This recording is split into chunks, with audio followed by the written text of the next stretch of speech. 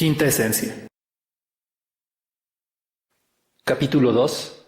El perfume, historia de un asesino, de Patrick Suskind. En el siglo XVIII vivió en Francia uno de los hombres más geniales y abominables de una época en que no escasearon los hombres abominables y geniales. Aquí relataremos su historia. Se llamaba Jean-Baptiste Grenouille, y si su nombre, a diferencia del de otros monstruos geniales como los de de Sade, Saint-Just, Fouché, Napoleón, etc., ha caído en el olvido, no se debe en modo alguno a que Grenouille fuera la saga de estos hombres célebres y tenebrosos en altanería, desprecio por sus semejantes, inmoralidad, en una palabra, impiedad, sino a que su genio y su única ambición se limitaban a un terreno que no deja huellas en la historia, al efímero mundo de los olores.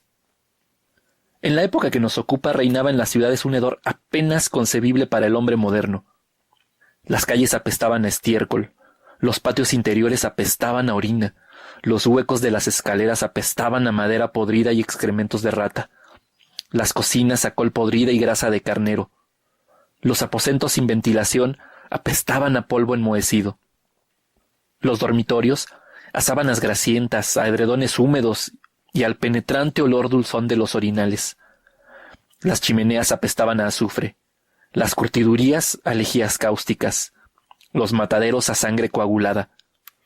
Hombres y mujeres apestaban a sudor y a ropa sucia, en sus bocas apestaban los dientes infectados, los alientos olían a cebolla y los cuerpos, cuando ya no eran jóvenes, a queso rancio, a leche agria y a tumores malignos.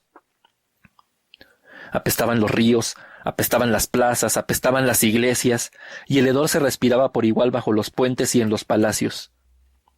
El campesino apestaba como el clérigo, el oficial de artesano como la esposa del maestro, apestaba la nobleza entera y, sí, incluso el rey apestaba como un animal carnicero, y la reina como una cabra vieja, tanto en verano como en invierno, porque en el siglo XVIII aún no se había atajado la actividad corrosiva de las bacterias, y por consiguiente no había ninguna acción humana, ni creadora ni destructora, ninguna manifestación de vida incipiente o en decadencia, que no fuera acompañada de algún hedor.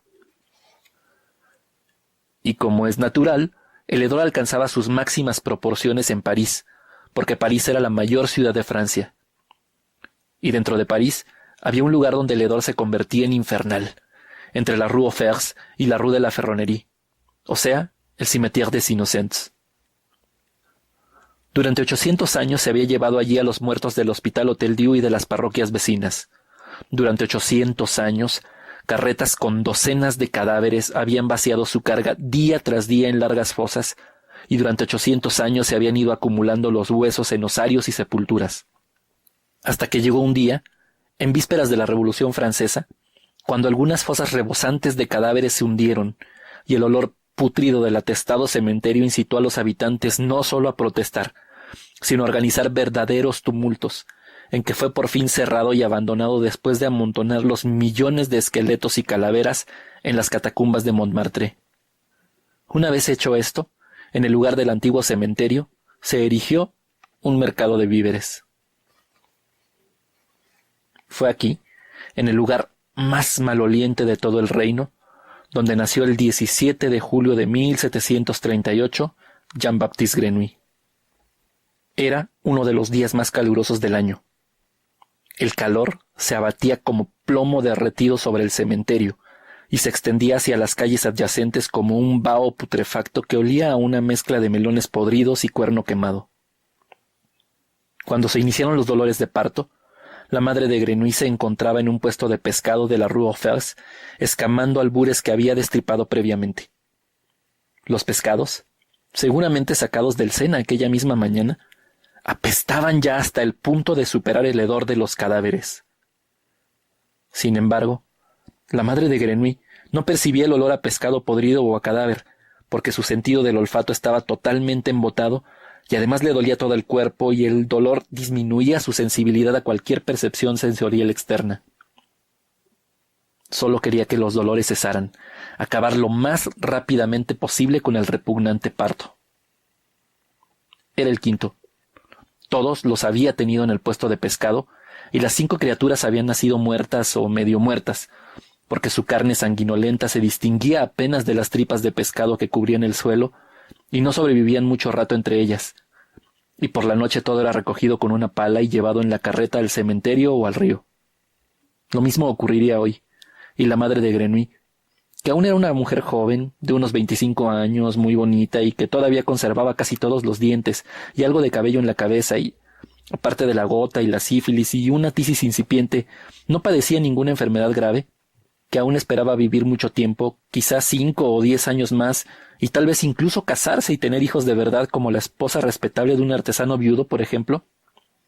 La madre de Grenouille deseaba que todo pasara cuanto antes. Y cuando empezaron los dolores de parto, se acurrucó bajo el mostrador y parió allí, como hiciera ya 5 veces, y cortó con el cuchillo el cordón umbilical del recién nacido. En aquel momento, sin embargo, a causa del calor y el hedor, que ella no percibía como tales, sino como algo insoportable y enervante, como un campo de lirios o un reducido aposento demasiado lleno de narcisos, cayó desvanecida debajo de la mesa y fue rodando hasta el centro del arroyo, donde quedó inmóvil, con el cuchillo en la mano. Gritos, corridas, la multitud se agolpa a su alrededor, avisan a la policía. La mujer sigue en el suelo con el cuchillo en la mano. Poco a poco, recobra el conocimiento. ¿Qué le ha sucedido? Nada. ¿Qué hace con el cuchillo? Nada. ¿De dónde procede la sangre de sus refajos? De los pescados. Se levanta, tira el cuchillo y se aleja para lavarse. Entonces, de modo inesperado, la criatura que yace bajo la mesa empieza a gritar. Todos se vuelven, descubren al recién nacido entre un enjambre de moscas, tripas y cabezas de pescado y lo levantan. Las autoridades lo entregan a una nodriza de oficio y apresan a la madre. Y como ésta confiesa sin ambajes que lo habría dejado morir, como por otra parte ya hiciera con otros 4, la procesan, la condenan por infanticidio múltiple y 2 semanas más tarde la decapitan en la Place de Grève. En aquellos momentos el niño ya había cambiado 3 veces de nodriza. Ninguna quería conservarlo más de 2 días. Según decían, era demasiado voraz, mamaba por 2, robando así la leche a otros lactantes y el sustento a las nodrizas, ya que alimentar a un lactante único no era rentable. El oficial de policía competente, un tal Lafosse, se cansó pronto del asunto y decidió enviar al niño a la central de expósitos y huérfanos de la lejana Rue Saint-Antoine, desde donde el transporte era efectuado por mozos mediante canastas de rafia, en las que por motivos racionales hacinaban hasta 4 lactantes, y como la tasa de mortalidad en el camino era extraordinariamente elevada, por lo que se ordenó a los mozos que sólo se llevaran a los lactantes bautizados y, entre estos, únicamente a aquellos provistos del correspondiente permiso de transporte, que debía estampillarse en Rouen. Y como el niño Grenouille no estaba bautizado ni poseía tampoco un nombre que pudiera escribirse en la autorización, y como por añadidura no era competencia de la policía poner en las puertas de la inclusa a una criatura anónima sin el cumplimiento de las debidas formalidades, por una serie de dificultades de índole burocrático y administrativo que parecían concurrir en el caso de aquel niño determinado, y porque por otra parte el tiempo apremiaba, el oficial de policía Lafosse se retractó de su decisión inicial y ordenó entregar al niño a una institución religiosa previa exigencia de un recibo, para que allí lo bautizaran y decidieran sobre su destino ulterior. Se deshicieron de él en el convento de Saint-Méry de la Rue Saint-Martin, donde recibió en el bautismo el nombre de Jean-Baptiste.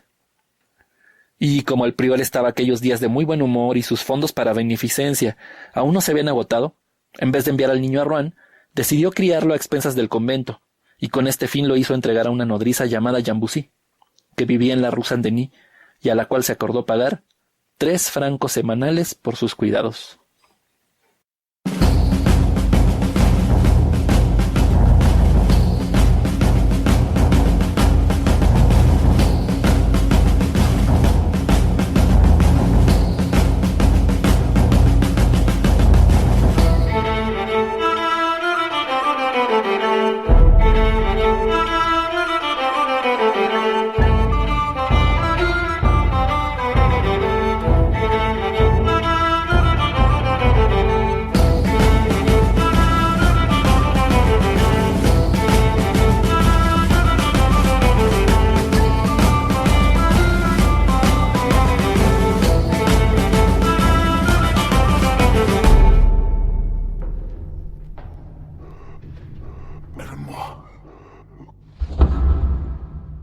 est tombé.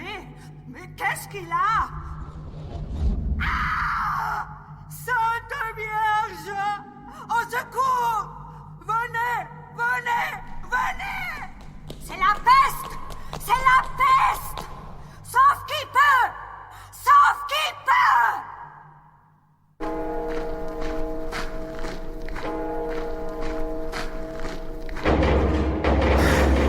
Dominus vobiscum.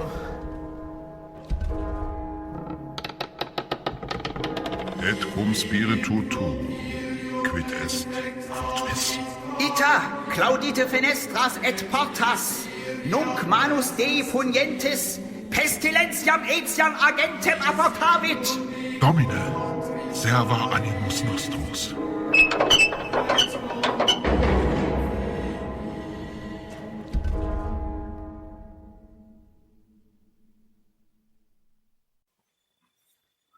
Muy buenas noches y bienvenidos a este segundo capítulo y al primer bloque de Quintesencia, que esta vez ya estará dedicado a El perfume, historia de un asesino de Patrick Süskind. Esto que escuchamos como música corrió a cuenta de Haggard, un grupo alemán de metal sinfónico que cuenta con 18 integrantes o más integrantes. Combinan muchos instrumentos de música clásica con sonido de metal. Es uno de mis grupos favoritos. Y la canción se llamó Pestilencia. Esta banda está liderada por Aziz Nasseri, un vocalista y guitarrista que tiene descendencia afgana. Como se nota en el nombre, no es un nombre muy alemán. Tiene descendencia afgana. Su papá era de Afganistán y su mamá sí es de origen alemán. Y la canción, aunque no hace referencia al tema del perfume, me gustó como para ilustrar esta lectura. La canción se llama Pestilencia y hace referencia a la epidemia de peste negra que existió en Europa en el siglo XVI, me parece, y que le costó la vida. Se especula que entre la mitad y las 3/4 partes de la población de Europa en el siglo XVI.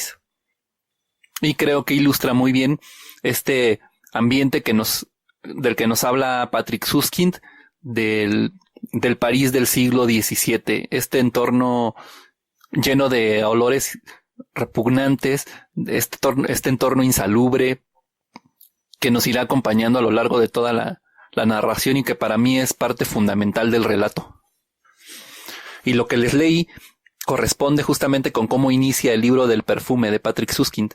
Es el capítulo 1 y digamos subcapítulo 1, que arranca con la descripción justamente de este París repugnante, nauseabundo.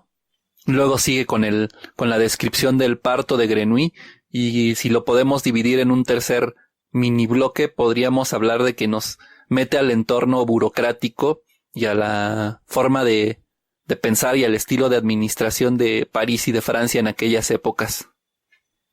Y con esto voy a tratar de pasar a otro tipo de análisis literario, algo que en literatura se maneja muchas veces. La gente que estudia letras hace este tipo de análisis sobre los textos. Hay algunos textos que no solo tienen una interpretación literal, no únicamente cuenta la historia principal, sino el escritor está tratándonos de dar otros mensajes ahí ocultos que se tienen que ir interpretando a partir de ciertos patrones literarios. Se analiza, por ejemplo, la estructura formal del libro, se analizan los caracteres de los personajes, se analizan ciertos símbolos que nos pueden hacer conexiones con otras referencias históricas o con referencias populares. Podemos rastrear ciertos paralelos con otras historias de dominio público, que este puede ser el caso en este libro. Y este tipo de análisis en literatura se le conoce como metalectura. Yo espero irles dando algunas claves para ayudarlos a hacer una metalectura sobre este libro. Obviamente, un libro puede tener más de una lectura y más de una metalectura. Y todo esto, por supuesto, también es siempre sujeto a una interpretación personal. Todo lo que les voy a estar compartiendo como claves están sujetos a una interpretación personal, a mi propia lectura, que puede ser correcta o puede ser incorrecta de acuerdo a estas claves ocultas que intentó ocultar el escritor, en este caso Patrick Süskind, dentro de su historia. Y obviamente, todo esto esta segunda lectura que yo les esté haciendo, les tengo que presentar argumentos para sustentar mi teoría. Si no, pues se cae. Un libro que quiero utilizar para ejemplificarles cómo funciona esto de la metalectura es El Principito. Es un libro que yo creo que la mayoría conocen y la mayoría se habrán acercado a él. Y me puede servir mucho de referencia para ilustrarles en qué consiste una metalectura. En este caso, es muy sencillo rastrear que esta historia en la que va un niño brincando de planeta en planeta y se va encontrando personajes y tiene diálogos con ellos, nos permite ilustrar de forma muy fácil. Uno como lector interpreta de forma muy fácil que realmente la historia principal, este niño que va brincando de planeta en planeta, encontrándose personajes y teniendo diálogos con ellos, en realidad no es el que lleva el peso.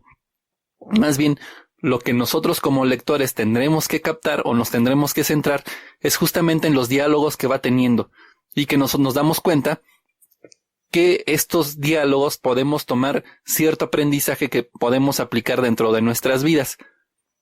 Algo así es la metalectura, solo que no todos los autores presentan de una forma tan transparente estos mensajes que tiene que decodificar el lector.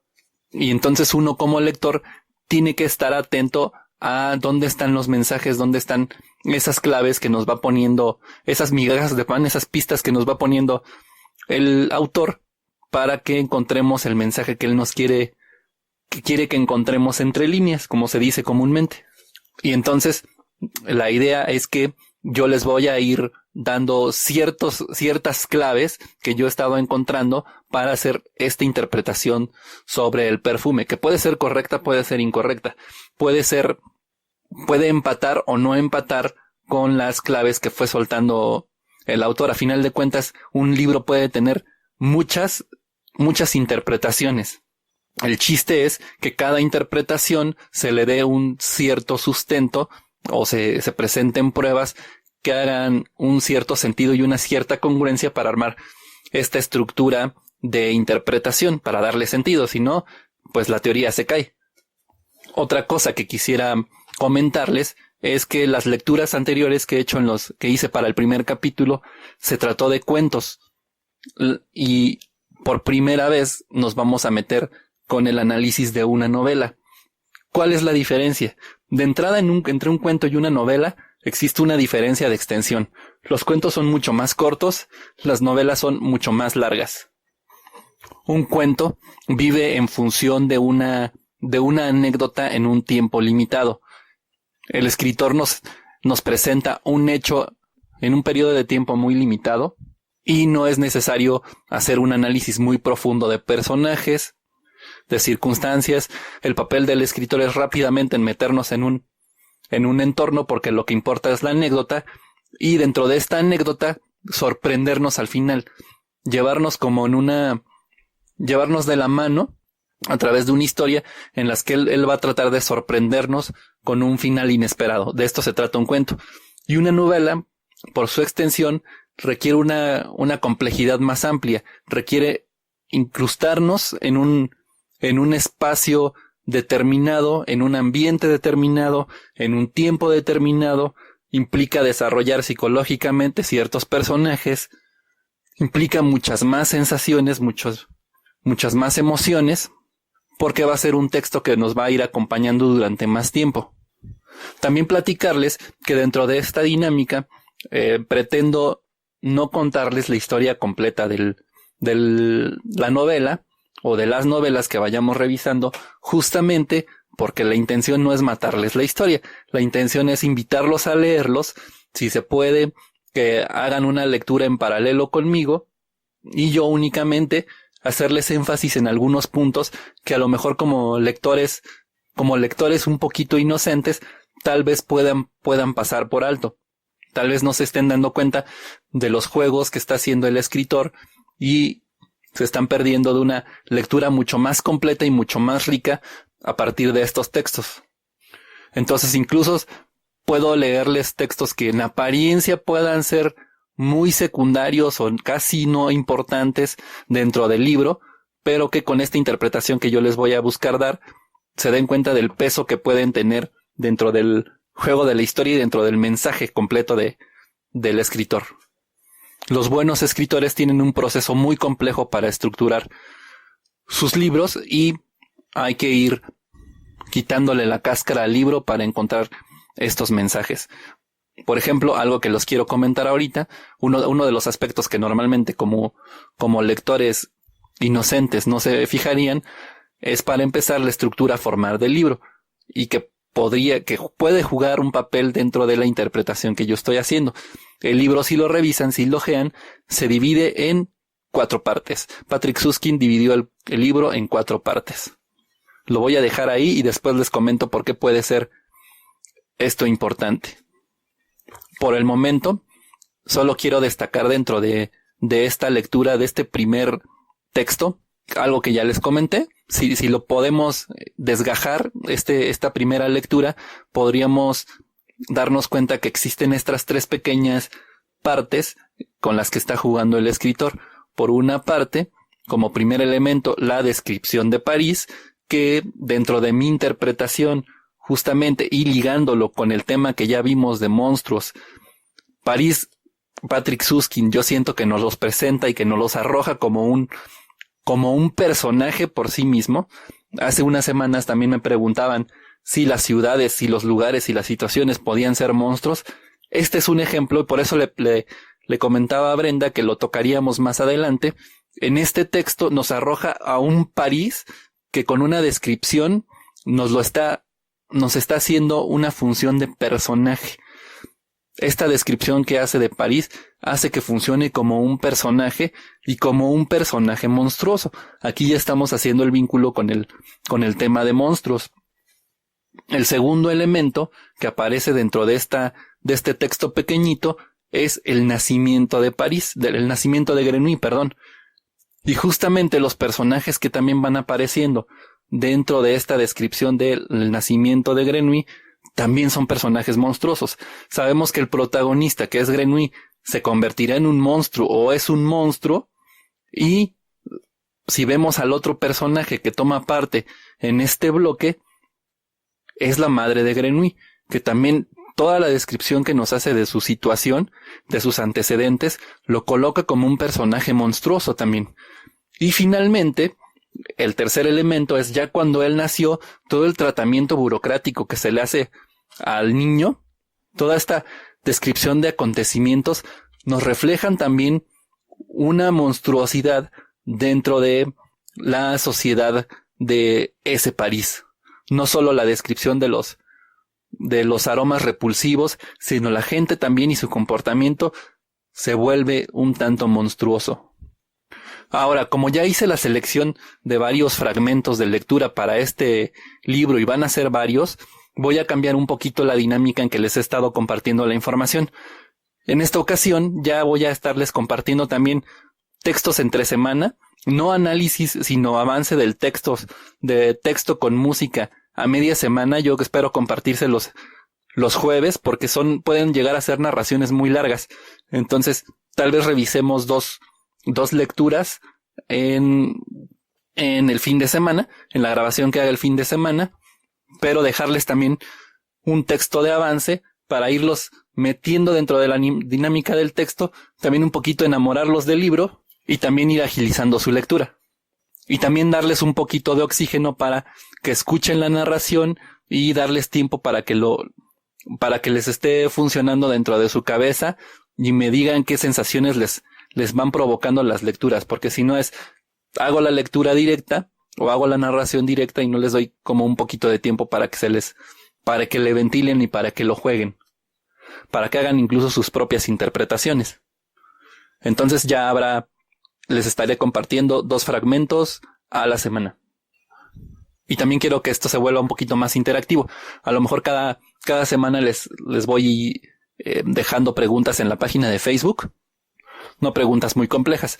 Por ejemplo, ahorita me gustaría saber, para saber qué tanto puedo adelantarme en la historia, quisiera saber, y no matarles el libro a quienes no lo han leído, que me ayuden contestándome quién ya leyó el libro y quién ya vio la película, que es la referencia obligada porque hace muy pocos años la lanzaron y mucha gente se acercó a esta historia a partir de la película. Finalmente trataré de convencerlos de que si tienen este libro, se han acercado a él, lo compraron o lo piensan comprar, tienen en sus manos una verdadera obra maestra. Cada vez que voy revisando más, mientras más avanzo en la revisión de este libro, me parece más una de las mejores compras de literatura que he hecho. Realmente Patrick Süskind hizo una obra maestra. Ya para ir cerrando este bloque, les quiero dar algunas claves que yo he ido encontrando, algunos puntos que me van a servir para justamente argumentar la lectura que yo le estoy dando. Por ejemplo, uno de los puntos que yo encontré es que la historia se desarrolla en París, que París, otra de los nombres con los que se le conoce o con los que se le apoda, es la Ciudad Luz. La historia se desarrolla en el siglo XVIII, muy cerca al periodo de la Revolución Francesa. Grenouille, el personaje principal, nace en el peor lugar posible para nacer y nace en un lugar que se conoce como el Cimetière des Innocents o el Cementerio de los Inocentes. Nace entre pescados y es un hijo ilegítimo que nace en la clandestinidad. Justamente estas claves yo se las quiero dejar ahí para que, a ver cuánto se tardan en encontrarle el paralelo que yo le estoy encontrando con otra historia de dominio público. Yo les iré soltando estas claves durante algunas semanas y ya después les daré el vuelco hacia la interpretación o a la metalectura, a la segunda lectura que yo estoy haciendo de forma personal, y ya me dirán ustedes si están de acuerdo, si les hace sentido o no les hace sentido. Ya con esto cierro el capítulo, o el bloque, mejor dicho. Finalmente, este capítulo también lo quiero dedicar a algunas personas. La mayoría de ellas seguramente no se enterarán. La primera persona es Eduardo Casar, que me recibió como cachirul en clases de letras hispánicas. Me estuve colando a clases de letras hispánicas durante un año y Eduardo Casar fue uno de los maestros con los que tomé clases. A Eduardo Casar, si lo quieren conocer, sale en la tele. Sale los sábados a las 8 en el canal 22 en un programa que se llama La Dichosa Palabra. Ahí pueden ver a Eduardo Casar. Otro de los maestros con los que tomé clase fue José María Villarías, que con él justamente perdí la inocencia lectora en cuestión de novela. Él me enseñó de él aprendí qué es esto de la metalectura, y por su parte con Eduardo Casar perdí la inocencia en cuestión de poesía. Aprendí a interpretar textos a partir de la poesía. Otra de las personas a las que se las quiero dedicar, que a lo mejor sí se entera, es al Panda Indaro Valadez, que fue el culpable de que me fuera a colar a sus clases de letras hispánicas justamente, y que también ha contribuido a perder esta inocencia como lector. Y la última persona es a mi güera.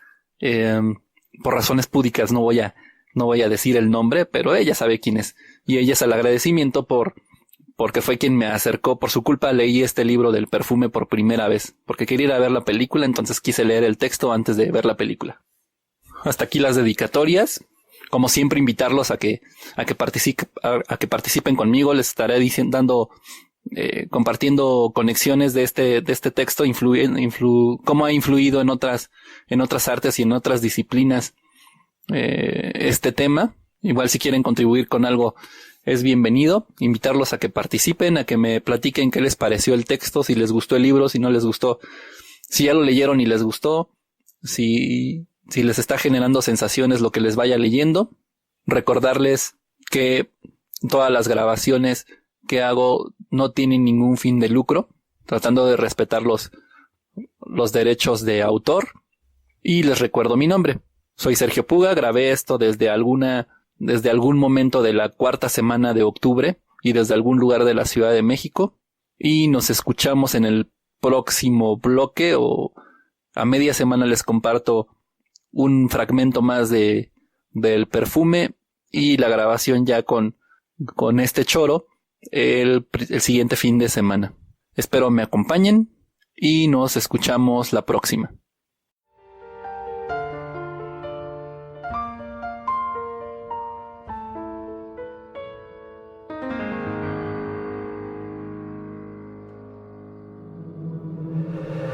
Quinta esencia.